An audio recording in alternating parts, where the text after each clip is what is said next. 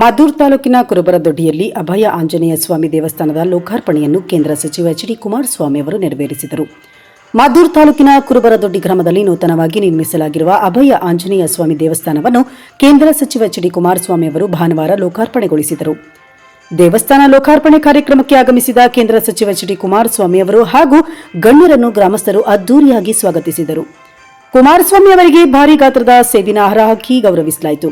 ಬಳಿಕ ವಿವಿಧ ಜಾನಪದ ಕಲಾ ಪ್ರಕಾರಗಳ ಪ್ರದರ್ಶನದೊಂದಿಗೆ ತೆರೆದ ವಾಹನದಲ್ಲಿ ದೇವಸ್ಥಾನದವರೆಗೂ ಮೆರವಣಿಗೆ ನಡೆಸಲಾಯಿತು. ಕಾರ್ಯಕ್ರಮದಲ್ಲಿ ಮಾಜಿ ಸಚಿವ ಡಿಸಿ ತಮ್ಮಣ್ಣ ಅವರು, ವಿಧಾನ ಪರಿಷತ್ ಸದಸ್ಯ ವಿವೇಕಾನಂದ, ಜೆಡಿಎಸ್ ರಾಜ್ಯ ಸಂಘಟನಾ ಕಾರ್ಯದರ್ಶಿ ಬಿಳಿಯಪ್ಪ, ಜಿಲ್ಲಾ ಘಟಕದ ಅಧ್ಯಕ್ಷ ಡಿ ರಮೇಶ್, ತಾಲೂಕು ಘಟಕದ ಅಧ್ಯಕ್ಷ ಚಿಕ್ತಿಮ್ಮೇಗೌಡ, ಕಾರ್ಯಾಧ್ಯಕ್ಷ ಮಾದನಾಯ್ಕನಹಳ್ಳಿ ರಾಜಣ್ಣ, ಮುಖಂಡರಾದ ಕೆಆರ್ ಪ್ರವೀಣ್, ಮಂಜುನಾಥ್, ರಾಜು ಎಂ ಮರಿಗೌಡ, ಕೆಸ್ತೂರು ರಾಜಣ್ಣ, ಮನ್ಮೂಲ್ ಮಾಜಿ ಅಧ್ಯಕ್ಷ ರಾಮಚಂದ್ರು ಸೇರಿದಂತೆ ದೇವಸ್ಥಾನದ ಪದಾಧಿಕಾರಿಗಳು ಹಾಗೂ ಗ್ರಾಮಸ್ಥರು ಇದ್ದರು. ಇನ್ನು ದೇವಸ್ಥಾನ ಲೋಕಾರ್ಪಣೆ ಹಿನ್ನೆಲೆಯಲ್ಲಿ ಗ್ರಾಮದಲ್ಲಿ ಹಬ್ಬದ ವಾತಾವರಣ ನಿರ್ಮಾಣವಾಗಿದ್ದು, ಹೆಚ್ಚಿನ ಸಂಖ್ಯೆಯಲ್ಲಿ ಭಕ್ತರು ಹಾಗೂ ಗ್ರಾಮಸ್ಥರು ಕಾರ್ಯಕ್ರಮದಲ್ಲಿ ಪಾಲ್ಗೊಂಡಿದ್ದರು.